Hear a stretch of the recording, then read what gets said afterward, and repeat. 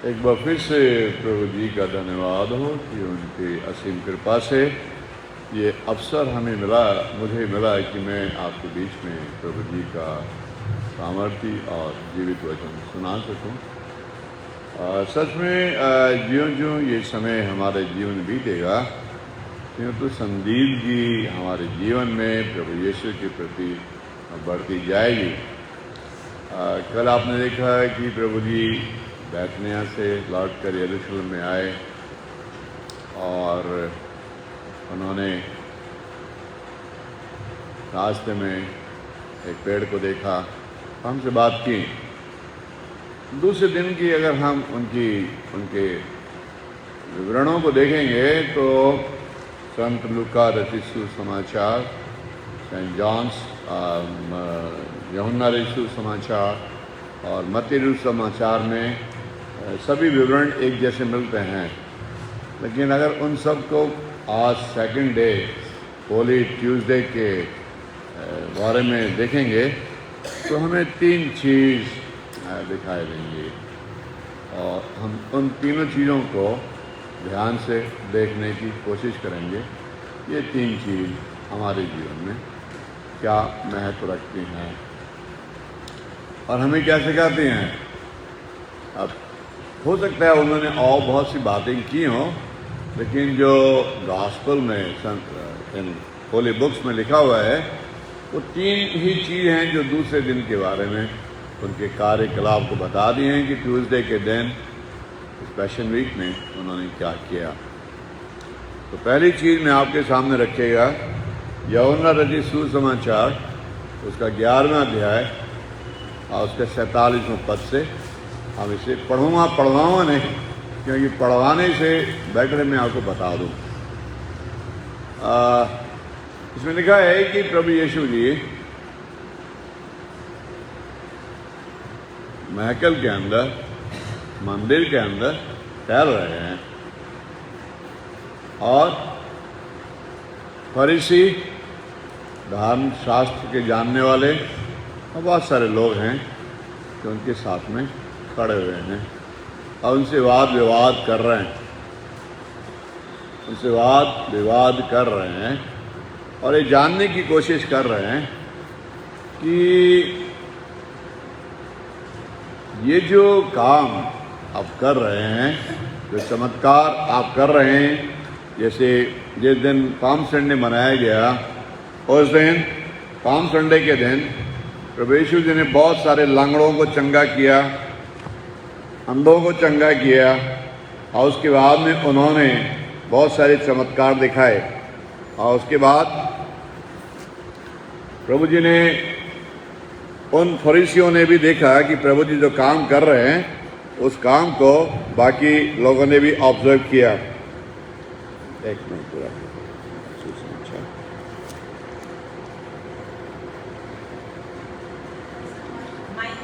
जी, अच्छा, sorry, thank you sir.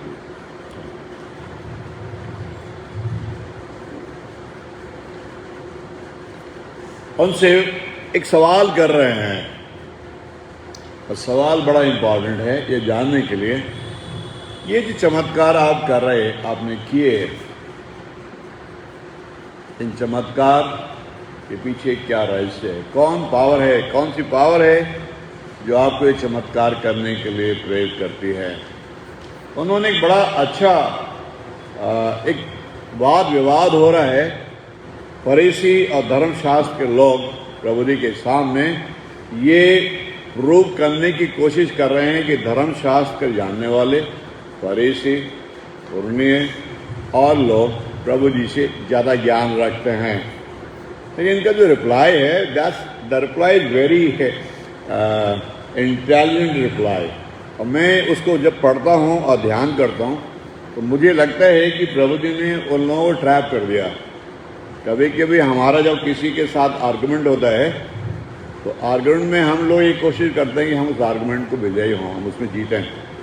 प्रभु जी के सामने भी एक आर्गुमेंट आ गया है, लोग उनसे पूछ रहे हैं, धर्म के जानने वाले फरीसी, पुरनिये, धर्मशास्त्री प्रभु जी से पूछ रहे हैं कि भाई ये काम आप किसकी पावर से कर रहे हैं, कौन सी पावर है जो आपको ये करने के लिए प्रेरित कर रही है। मरकुस रचित सुसमाचार उसका 11वां अध्याय का 27वां पद मैं आपके सामने रख रहा हूँ इस समय। मरकुस रचित सुसमाचार उसका 11वां अध्याय का 27वां पद के आगे मैं चलूँगा भी आपको, लेकिन एक पहली घटना है जो हो रही है। इस घटना में प्रभु यीशु जी के सामने एक चैलेंज रख दिया गया है कि आप ये जो चमत्कार कर रहे हैं इसके करने के पीछे आपके पास कौन सी पावर है। और प्रभु जी ने जो रिप्लाई उन्हें दिया बहुत ही मतलब this is something beyond imagination. उनका मुंह बांध कर रख दिया रिप्लाई में। They could not give yes answer और दे कुड नॉट से नो ऑल्सो। उन्होंने कहा मैं तुम्हारे सामने एक सवाल रखता हूँ। सवाल बहुत सिंपल सा है। यूहन्ना भविष्यद्वक्ता जो आपके बीच में रहा, क्या वो स्वर्ग की ओर से था या फिर वो पृथ्वी की ओर से था? अगर तुम मुझे ये बताओगे तो मैं फिर आपको ये बताऊंगा कि मेरे पास कौन सी पावर है कि मैं किस पावर से इससे चमत्कार करता हूँ। सारे फरीसी, सारे पुराने, सारे जो धर्म के शास्त्री थे वो लोग सब बड़े चकित हो गए कि अगर हम बोलते हैं स्वर्ग की ओर से है यूहन्ना बपतिस्मा देने वाले, तो फिर प्रभु जी बोलेंगे तुमने उनकी प्रतीति क्यों नहीं की। और अगर हम ये बोलें ये जमीन की ओर से हैं तो उनको ये डर है कि लोगों ने यूहन्ना के दो जो चमत्कार किए वो उनको देखे हुए हैं। This kind of reply as witness in the intellectual circle is the best reply which you can give and keep the mouth shut. किसी का मुंह बंद करने के लिए ये सबसे अच्छा रिप्लाई मुझे लगता है। हम लोग आर्गुमेंट करते हैं, हम कोशिश करते हैं एक के बाद आर्गुमेंट करने की कोशिश करते हैं। यहाँ ज़्यादा आर्गुमेंट नहीं हुआ, बड़ा सिंपल सा सवाल पूछा गया और जवाब उनसे देने को नहीं बन पा रहा है। लोगों ने उनसे पूछा कि ये किस पावर से आप काम कर रहे हैं। प्रभु जी की पावर पे संदेह करना हमारी मूर्खता है। अगर हम प्रभु जी पे संदेह करें क्या वो मेरा काम कर सकते हैं, क्या मुझे विजयी बना सकते हैं, क्या मेरे जीवन रंग भर सकते हैं, क्या मुझे खुशियाँ दे सकते हैं, अगर ये वाला डाउट हम लेके अपने जीवन में चलते हैं तो हम उनकी कैपेबिलिटीज़ के ऊपर डाउट करते हैं। लेकिन प्रभु यीशु जी कहते हैं कि पहले तुम ये बताओ कि यूहन्ना बपतिस्मा वाले व्यक्ति को स्वर्ग से आया हुआ देखते हैं आप या जमीन के ऊपर देखते हैं? This is something you need to answer. अगर आप इसका आंसर दोगे तो ही मैं आपको बताऊंगा। तो उन्होंने, फरीसियों ने, धर्म के शास्त्रियों ने, इन सब ने कहा कि अगर हम ऐसा कहेंगे तो हम पकड़े जाएंगे। इसलिए उन्होंने बड़ा सिंपल से जवाब दिया कि हम नहीं जानते। तो प्रभु जी भी उनको कह रहे हैं अगर तुम मुझे इसका जवाब नहीं बताओगे तो मैं भी नहीं तुम्हें बताऊंगा। What A reply! I really sometime wonder. मैं बहुत ही इस रिप्लाई को बड़े ताज्जुब की निगाह से देखता हूँ कि प्रभु जी ने जो जवाब उनको दिया that was something great and they could not go further into the argument. उनका मुंह वहीं बंद कर दिया, आगे के आर्गुमेंट को मौका ही नहीं मिला कि इसके आगे चलें। और उन्हें कहा हम नहीं जानते कि ये वो स्वर्ग से आए थे या पृथ्वी की ओर से थे। ये पहला इंसिडेंट है जो प्रभु यीशु जी के जीवन में ट्यूसडे के दिन हुआ।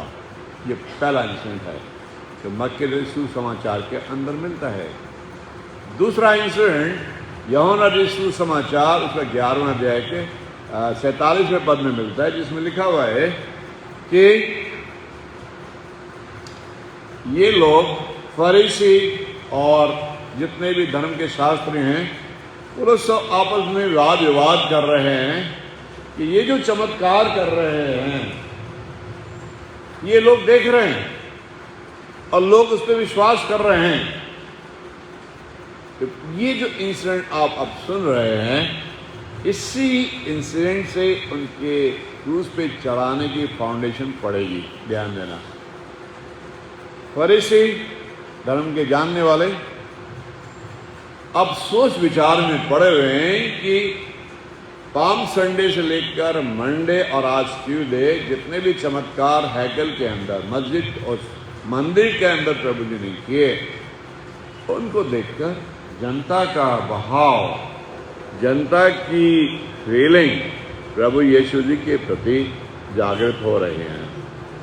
और ये लोग डर रहे हैं और ये लोग सोच रहे हैं कि अगर हमने इस पुरुष को, उनकी नज़र में प्रभु यीशु जी पुरुष की कैटेगरी में रखे गए हैं, कि अगर हमने इनको ऐसे ही अलाउ कर दिया और ये ऐसे चमत्कार करते रहे तो इस यरूशलेम के अंदर सारे लोग इनके पीछे हो जाएंगे और हमारा कंट्रोल इन लोगों के ऊपर से हट जाएगा। टेक्निकली लिखा हुआ है 43, 48, 49 और 50 पद में कि अगर हमने इन्हें ये करने की अवसर दिया तो हमारा कंट्रोल रोमी सरकार लेकर इन लोगों को दे देगी और हमारी वैल्यू खत्म हो जाएगी। इस डर को देखते हुए उनका जो टॉप सरदार है, जिसका नाम है काइफा, जिसका नाम काइफा है, जो उनका सबसे बड़ा धर्मशास्त्र का एक ज्ञाता है, वो इस बीच में आकर उन्हें एक सवाल कर रहा है, क्या तुम इस मनुष्य को ये सब करने दोगे? क्या तुमको कुछ समझ में नहीं आता कि हमें क्या करना चाहिए? क्या तुम्हारी समझ में ये नहीं आ रहा कि अगर हम इसको ऐसी अलाउ करने देंगे तो हमारी प्रतिष्ठा, हमारा रिकॉग्निशन, सोसाइटी में हमारी वैल्यू अपने आप खत्म होती चली जाएगी? And that is a big question this guy has put before them. काइफा सरदार ने उन लोगों को एक बात बोली कि अगर हम इसे अलाउ ऐसे ही करेंगे तो हम सब का वैल्यू खत्म होगा। और वो कहते हैं, काइफा उन लोगों को एक तरह से इंस्टिगेट कर रहा है और कह रहा है, अगर मानव जाति को, 51 पद में लिखा हुआ है, अगर मानव जाति को बचाना है तो इस आदमी का मारा जाना हमारे लिए जरूरी है। This is the foundation which is being put there in the mind of all the religious leaders, all the common people who were there in the temple, कि अगर ये व्यक्ति ऐसे ही ये प्रभु ऐसे ही ये काम करते रहे तो हम सब की वैल्यू खत्म हो जाएगी। एंड यहूदियों में ये प्रथा थी कि अगर धर्मशास्त्र जिस पद पर काइफा विराजमान है, सरदार, अगर उसके लिए जरूरी है कि हर साल कोई भविष्यवाणी करे, और वो काइफा ये भविष्यवाणी करता है कि जब तक इस आदमी का खून, इस आदमी को नहीं मारा जाएगा, हमारी सोसाइटी का, हमारे लोगों का, हमारे समुदाय का कल्याण नहीं होगा। And this is something which confirms कि प्रभु जी के बारे में जो धर्मशास्त्र में लिखा हुआ है वो पूरा यहाँ से शुरू होगा। उनकी सेक्रीफाइस की फाउंडेशन यहाँ से शुरू हो रही है कि काइफा सरदार उन फरीसियों के बीच में खड़े होकर उनसे कह रहे हैं, इस व्यक्ति का मारा जाना ही हमारी कम्युनिटी के लिए उद्धार का कारण होगा। ये जब तक नहीं जाएंगे, जब तक इनको मारा नहीं जाएगा, हमारी सोसाइटी का, हमारे लोगों का कल्याण नहीं होगा। This was second incident what happened on Tuesday when Christ मंजन, प्रभु जी मंदिर में जब टहल रहे हैं उस समय ये घटना हो रही है। और प्रभु जी इस घटना में इन्वॉल्व नहीं है, लेकिन ये जो डिस्कशन हो रहा है ये फरीसियों के बीच में और सरदार काइफा के बीच में हो रहा है। इसमें प्रभु जी कहीं विराजमान नहीं पाए जा रहे। तीनों गॉस्पेल्स के अंदर अगर आप इसको पढ़ देंगे और देखेंगे तो आपको लगेगा फरीसी, पुरनिये, धर्म के मानने वाले और कायफा सरदार इस डिस्कशन में इन्वॉल्व हैं। और किसी भी गॉस्पल में कहीं पर भी ऐसा नहीं मेंशन किया गया कि प्रभु जी उस जगह पे या उस डिस्कशन में मौजूद हैं। This was the second incident which happened on Holi Tuesday, मंगलवार के दिन, पवित्र मंगलवार के दिन। तीसरा बड़ा इंसिडेंट जो हुआ है वो पाया जाता है यूहन्ना रचित सुसमाचार और उसका 12वां अध्याय का 20वां पद, जहाँ लिखा हुआ है 12वें अध्याय का 20वां पद, जहाँ ये लिखा हुआ है कि कुछ लोग फसह के पर्व मनाने के लिए उस मंदिर में आए हुए हैं। फसह का पर्व मनाने के लिए, फसह का पर्व यहाँ आप लोग जो अपना कोई जैसे हमारे इंडिया में फसह का पर्व मनाते हैं, फसली शुक्राना जिसको उर्दू में बोलते हैं, लोग कोई फल लेके आता है, कोई कुछ लेके आता है जो ऑल्टर पे अरेंज करते हैं, उसके बाद में उसका ऑक्शन होता है। तो वहाँ भी फसह का पर्व मनाया गया और उसमें कुछ यूनानी लोग हैं जो उस मंदिर में आए हुए हैं। And this is something to be discuss today. कुछ लोग आए हैं उस मंदिर में और वो लोग कुछ डिस्कस कर रहे हैं। आज हम इसी बात पर ध्यान करेंगे।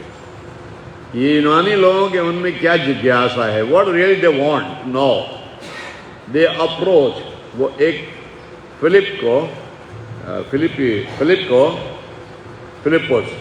फिलिप्पुस को अप्रोच कर रहे हैं जो बैतसैदा का रहने वाला है कि हम प्रभु जी से मिलना चाहते हैं, हम प्रभु जी के बारे में जानना चाहते हैं, हम प्रभु यीशु जी के बारे में जानना चाहते हैं।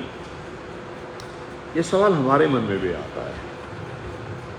हम यहाँ बैठकर किससे मिलना चाहते हैं? ये यूनानी लोग हैं, यूनान से आए हैं, मंदिर में हैं, उन्होंने प्रभु के चमत्कारों को देखा हुआ होगा। उनके मन में ये जिज्ञासा है क्यों ना हम प्रभु यीशु जी से मिलें। और उनमें ये भी फीलिंग है हम डायरेक्टली अगर मिलें, कहीं वो मना ना कर दें, तो उन्होंने उनके एक चेले को पकड़ लिया है जिसका नाम फिलिप्पुस है।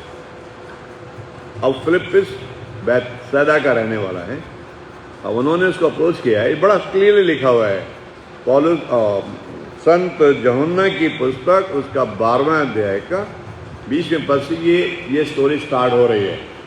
और वहाँ लिखा हुआ है कि उन्होंने फिलिप्पुस को पूछा कि हम प्रभु जी को से मिलना चाहते हैं, पर फिलिप्पुस की अपनी हिम्मत नहीं हुई कि वो प्रभु यीशु से बात करे।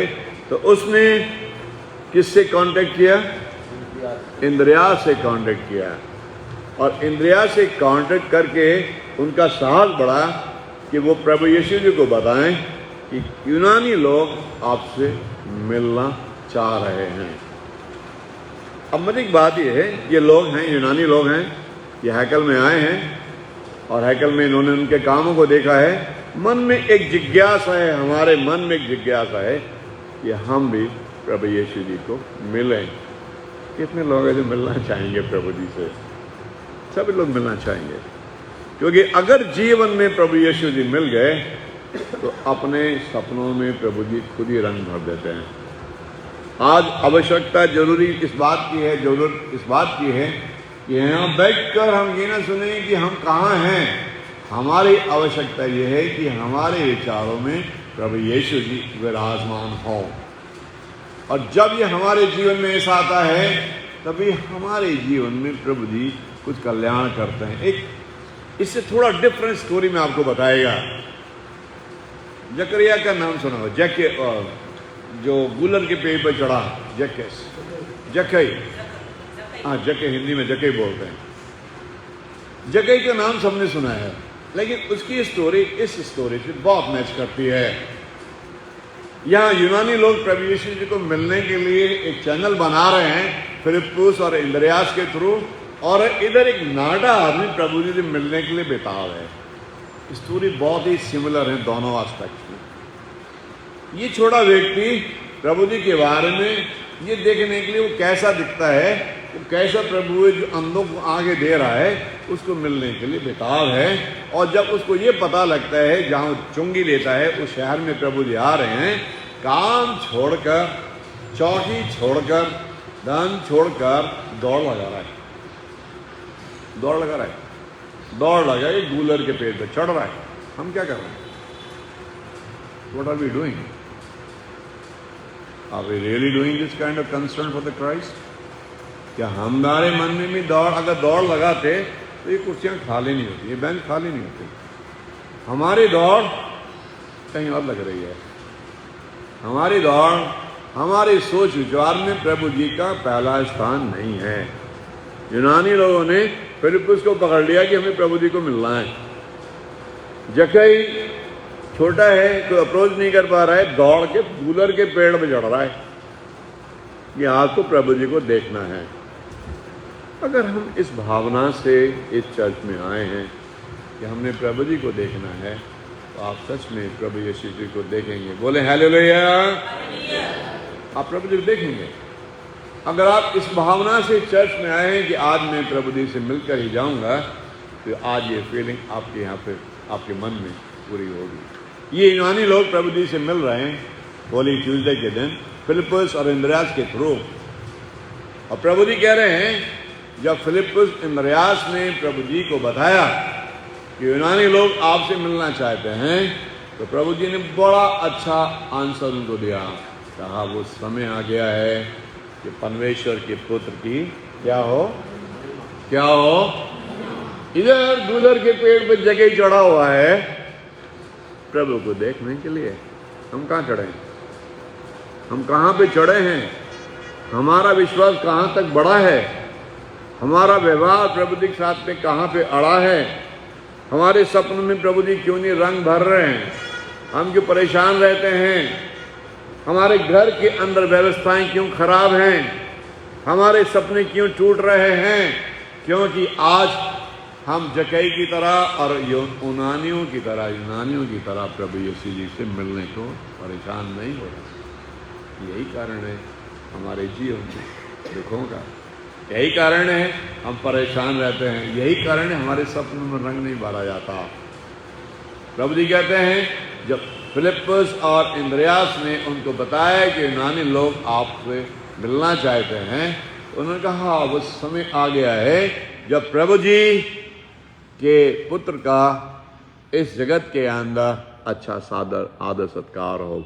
प्रभु जी, परमेश्वर ने जो काम प्रभु यीशु जी को दिया है वो पूरा हो। और उन्होंने एक बड़ा अच्छा एग्जाम्पल दिया कि जब तक गेहूं का दाना या कोई भी दाना जमीन में गिरकर मर नहीं जाता, तब तक वो 100 गुना फल नहीं लाता। हम लोग क्या कर रहे हैं भाई? हम लोग दादा परदादाओं से मसीह बने हुए हैं। मैं बहुत लोगों को मिलता हूँ, बोलते मैंने तो इस चर्च में ईंटें लगाई थी, जो बना था मुझे नहीं पता था, ऐसा क्लेम करते हैं। मैं इस चर्च की बात नहीं कर रहा हूँ, मैं अन्य चर्चेज की बात कर रहा हूँ। मैं काफ़ी चर्चेज में जाता रहता हूँ। एक जगह में मिला तो उस चर्च में इतनी सारी पट्टियाँ लगी हुई थी कि मैं देख के बड़ा ताज्जुब में पड़ गया। हर बेंच पे एक पट्टी लगी हुई थी, ये उनकी याद में बनाया। हर कुर्सी पे एक वो लगा हुआ था, टैग लगा हुआ था। जितने पत्थर लगे थे उन पत्थर भी खुदा हुआ था, ये पत्थर मैंने उनकी याद में लगाया। दरवाज़ों पे भी, गेट के ऊपर भी कोई जगह ऐसी नहीं बची जहाँ पट्टी ना लगी हो। जगह का नाम बता देता हूँ, परतौड़ा नागपुर के पास में है। बहुत बड़ी जगह है, बैप्टिस्ट चर्च की बहुत बड़ी जगह है, पूरा शहर उनका है। अपनी ज़मीन में से उन्हें पुलिस स्टेशन बनवाया, अपनी ज़मीन में उन्होंने बैंकें खुलवाई हैं, अपनी ज़मीन में कोर्ट बनवाया है कि देखो सच ह्यूज प्रॉपर्टी में, इंडिया की बात कर रहा हूँ। The whole city belongs to Baptist church. लेकिन दिल इतना छोटा कि उस चर्च के अंदर हर जगह पे एक पट्टी लगी हुई है, ये बताने के लिए हम प्रभु के लिए काम किए हैं। हमने एक बेंच बना दी, बहुत बड़ा काम कर दिया। मैं 3 दिन से सुन रहा हूँ चर्च के अंदर, and I really admire Pakistan your concern.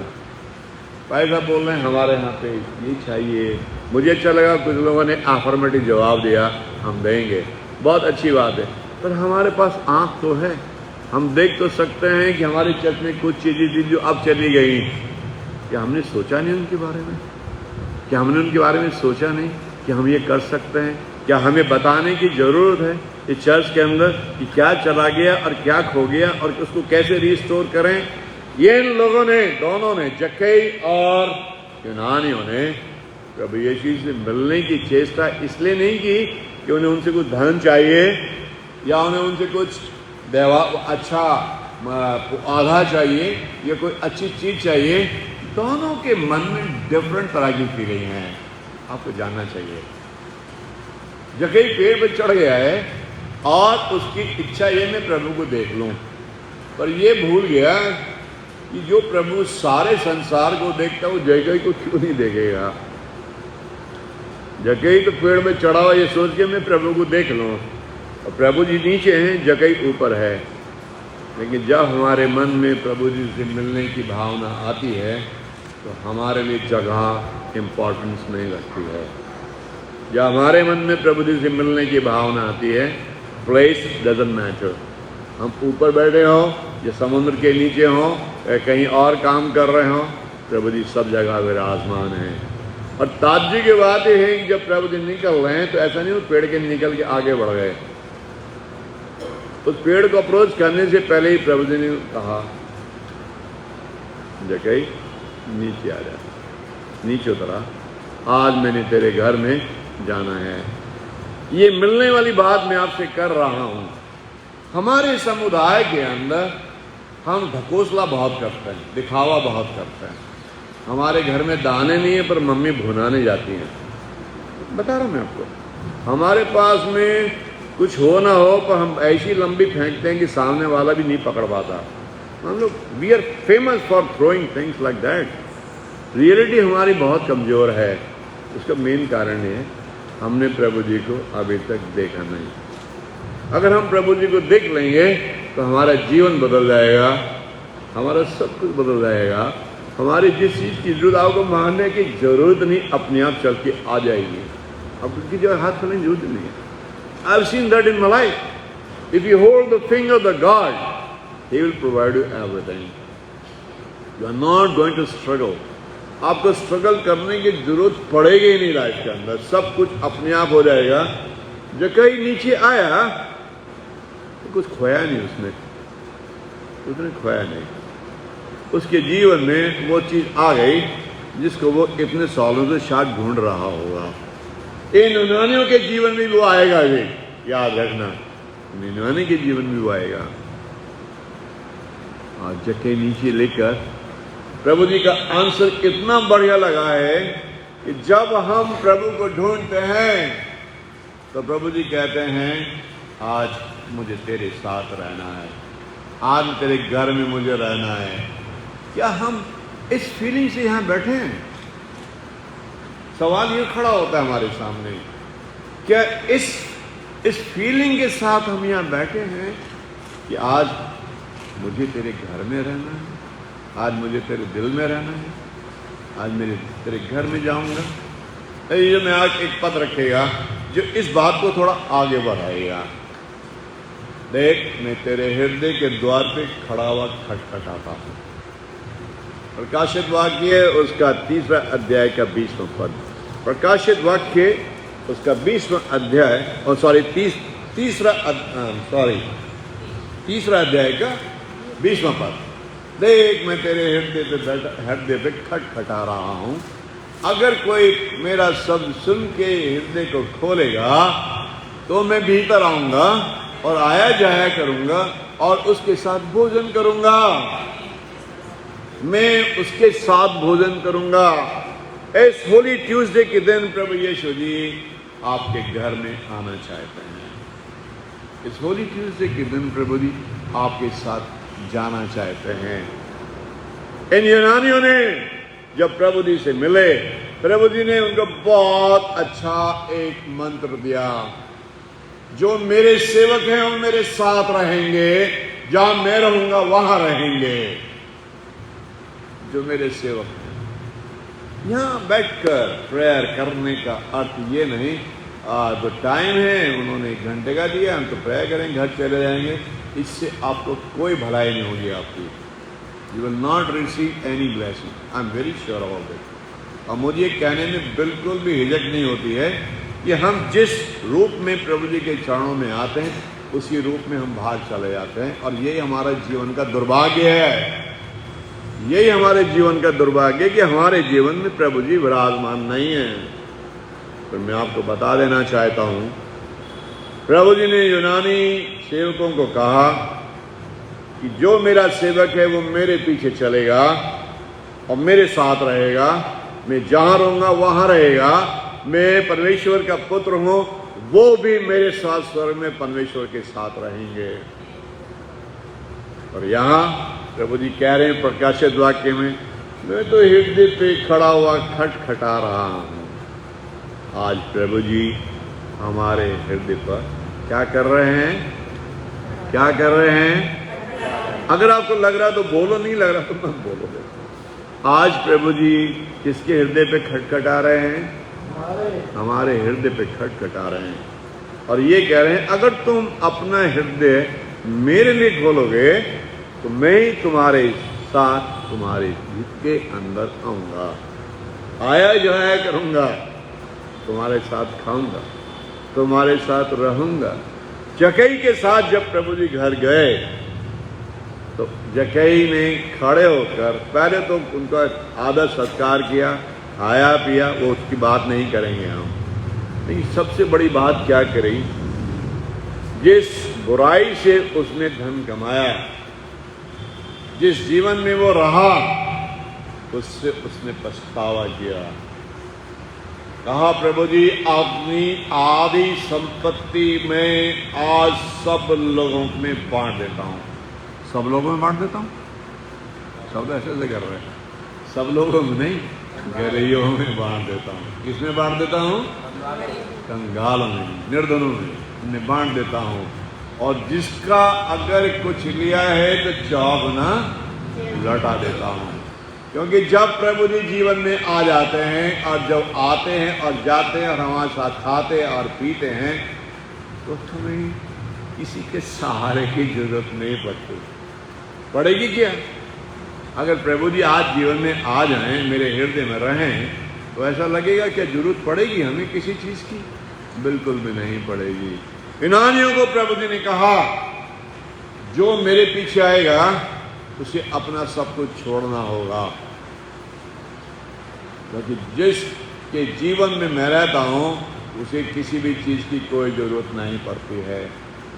ये संदेश बहुत बढ़िया है। ट्यूसडे के दिन, होली ट्यूसडे के दिन आज प्रभु जी हमारे हृदय पे खटखटा रहे हैं, हमारे हृदय पे प्रभु जी खटखटा रहे हैं।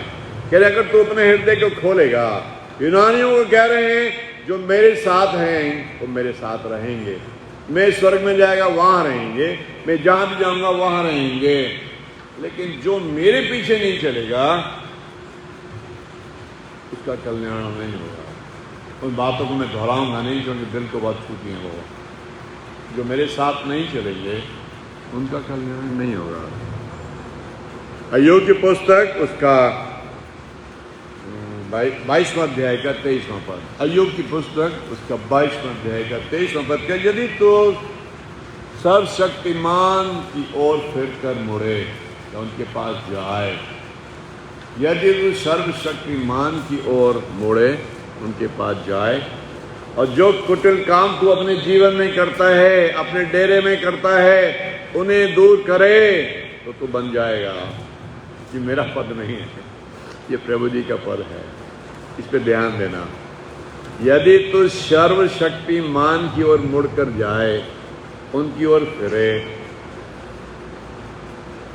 आपने जक्कई की कहानी सुनी, आपने यूनानियों की कहानी सुनी। प्रभु जी कहते हैं, प्रभु जी खुद बोल रहे हैं, मैं तेरे हृदय पे खटखटा रहा हूं, ये आपने सुना।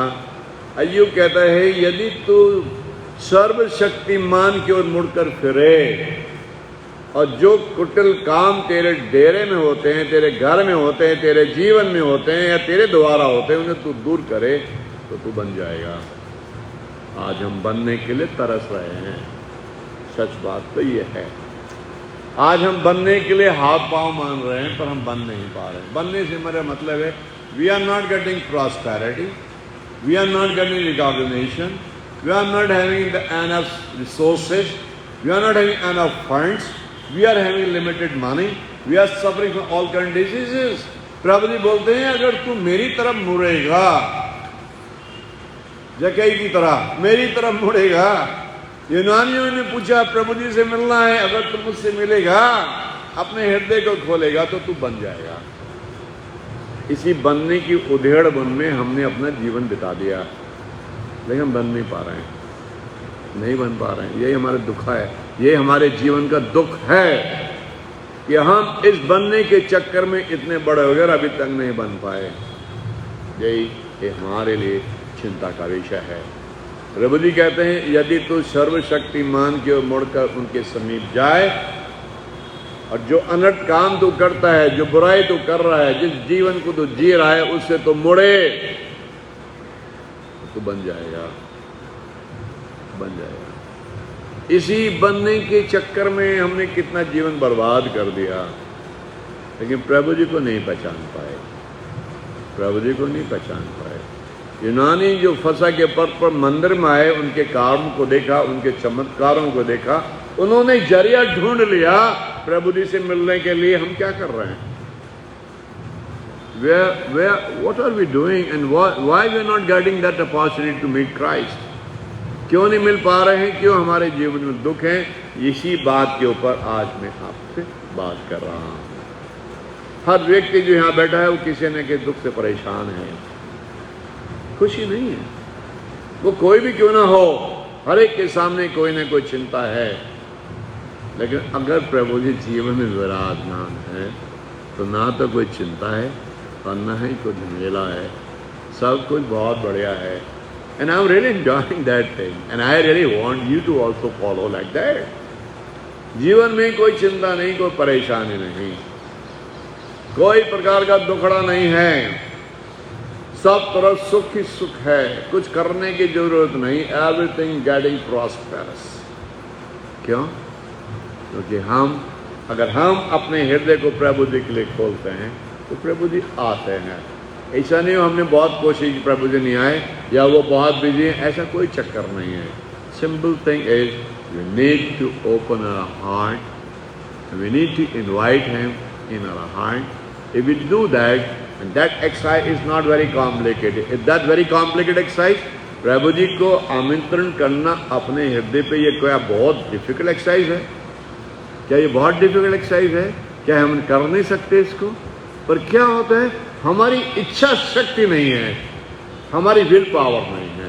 हम सोचते हैं अगर प्रभु जी आ गए तो मुझे ये छोड़ना पड़ेगा, मुझे, ऐसा कुछ नहीं है। प्रभु जी आपके जीवन में विराजमान है, तो 27वां पद कहता है, जो तू प्रार्थना करेगा वो तेरी सुनेगा। जरा पढ़िए 27वां पद, जब तू प्रार्थना करेगा तो वो तेरी सुनेगा। 22वें अध्याय का 27वां पद, अय्योब की पुस्तक 22वें अध्याय का 27वां पद कहता है, जो तू प्रार्थना करेगा वो प्रभु तेरी सुनेगा, और जो ठाने वो तुझसे बन पड़ेगा। और तू अपनी मन्नतों को, जो तू ठाने, जो तू बात करेगा, जो तू मानेगा, वो सब प्रभु जी तेरे लिए करेंगे। लेकिन ये तभी पॉसिबल होता है जब हम अपने हृदय को प्रभु जी के चरणों पर रखकर उनसे कहते हैं, उन्हें इनवाइट करते हैं कि प्रभु जी मेरे जीवन में आओ। हम तो मन्नत मानते रहते हैं, हम तो प्रभु जी से कहते हैं, प्रभु जी हमारे लिए ये कर दो, प्रभु जी मेरा भविष्य अच्छा कर दो, मुझे अच्छी जॉब दिला दो। होता नहीं। क्यों? क्योंकि हमारा हृदय, हम प्रभु जी के समीप गए ही नहीं, हमने अपने जीवन से कुटिलताओं को निकाला ही नहीं। मैं आपको एक अच्छा एग्जाम्पल देना चाहूँगा। मैं तो मैं बहुत अच्छा जॉब कर रहा था ONGC में, उसके पहले RB में, तो बहुत सेटिस्फाइड था, कोई दिक्कत नहीं। गवर्नमेंट जॉब थी, 31 एवरी मंथ या 30 तारीख को सैलरी अपने आप आ जाती है अकाउंट में, खुद हाथ पाई नहीं करना। एंड ONGC की job one of the best job in India उस समय, आपसे बात कर रहा हूँ। सब चीज़ें फ्री हैं, आना जाना फ्री, प्लेन से टिकट, ये everything is free. And I was the consultant. अच्छा रेपुटेशन का काम कर, लेकिन आप किसी भी बॉम्बे के बेस्ट हॉस्पिटल चले आओ, बस पेपर साइन करो, चले आओ, 1 रुपया नहीं लगेगा।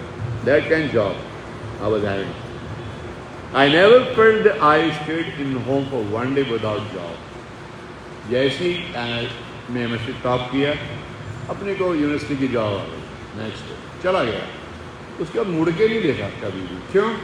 बचपन से प्रभु जी का हाथ थाम के रखा, कभी भी ऐसा नहीं महसूस होने दिया कि मैं प्रभु जी के बिना हूँ, होने नहीं दिया।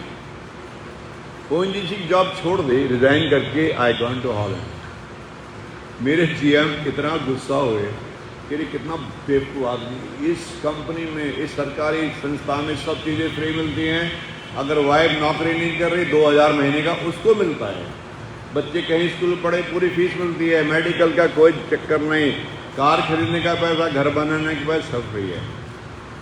मैं क्या नहीं, I will go and do a private job, क्योंकि 10 टाइम पैसा मिलता है वहाँ पे, and I will start making big money. Government job, private job में अगर आप काम ना करें ठीक से, या आपका काम सेटिस्फैक्टरी नहीं है, तो आपको वो 1 घंटे भी नहीं रखेंगे बाहर की कंपनी। आपको टिकट पकड़ा दें, जाओ घर आराम करो। Never ever I had that opportunity कि मुझे किसी कंपनी में कहा हो ये लो टिकट, घर जाओ, and blame me. More than 3 jobs were always chasing me, not 1 job, almost 3 jobs, and I got an opportunity to work in the World Bank, Schlumberger, Halliburton, Chevron, you name it, I was there. Private job आदमी छोड़ने से डरता है, और मैंने एक company को 2-2, 3-3 मत छोड़ा, फिर बुलाया गया। Why? Because when you know Christ, the Christ is working on your behalf. इसलिए कहते हैं यदि तुम मुड़कर उनके समीप जाए और अपने जीवन से कुटिलताओं को दूर करे तो तू बन जाएगा। जब तू प्रार्थना करेगा वो तेरी सुनेगा, और जो मैंने तो माने और जो की बात को ठाने वो तुझसे बन पड़ेगी। ये तभी पॉसिबल होता है जब हम जकई की तरह प्रभु को देखने के लिए पेड़ पर चढ़ जाते हैं, जब हम अपने हृदय को प्रभु जी के लिए खोलते हैं। प्रभु जी कहते हैं मैं तेरे हृदय के द्वार पे खड़ा हुआ खटखटा रहा हूँ। आज इस संध्या काल में जब प्रभु यीशु जी आपके हृदय में खटखटा रहे हैं, इस अपॉर्चुनिटी को हाथ से मत जाने देना। प्रभु जी को साथ लेके जाना, जकई की तरह घर में ले जाना, तभी आप इस होली ट्यूसडे के मतलब को समझ पाएंगे। क्योंकि अगर आप इस अपॉर्चुनिटी को हाथ से खो देंगे तो आप कभी भी जीवन में नहीं बन पाएंगे, और जो आप ठानेंगे वो कभी नहीं कर पाएंगे। क्योंकि अगर जीवन में कुछ बनना है तो प्रभु जी को अपने हृदय में रखना है, और प्रभु जी को आमंत्रण करना हमारे लिए डिफिकल्ट बात नहीं है। इसलिए मैं आपसे निवेदन करता हूँ इस होली ट्यूसडे के दिन, जिस प्रकार से यूनानियों ने प्रभु जी से मिलने की चेष्टा की, उन्होंने फिलिप्पुस और अंद्रयास को अप्रोच किया, आज हम यहाँ बैठकर प्रभु जी से मिलने का प्रयास करें, प्रभु जी से मिलने का कोशिश करें, उन्हें अपने हृदय में बुलाएं, निमंत्रण दें, उन्हें अपने साथ घर लेके जाएं। तभी आपके जीवन में कल्याण होगा, तभी आपके जीवन में आपके रंग भरा जाएगा, तभी आपके सपने पूरे होंगे, तभी आपके घर के अंदर शांति आएगी, धन बरसेगा, सब काम होगा। इस होली ट्यूसडे के दिन प्रभु जी चाहते हैं जो आपके साथ रहें। प्रभु जी चाहते हैं हर जीवन में वो रहें, हर एक जीवन में सुख हो, हर एक जीवन में खुशहाली हो, हर एक जीवन का सपनों को पूरा किया जाए। प्रभु जी आपको बहुत आशीष दे। आइए हम प्रार्थना करें।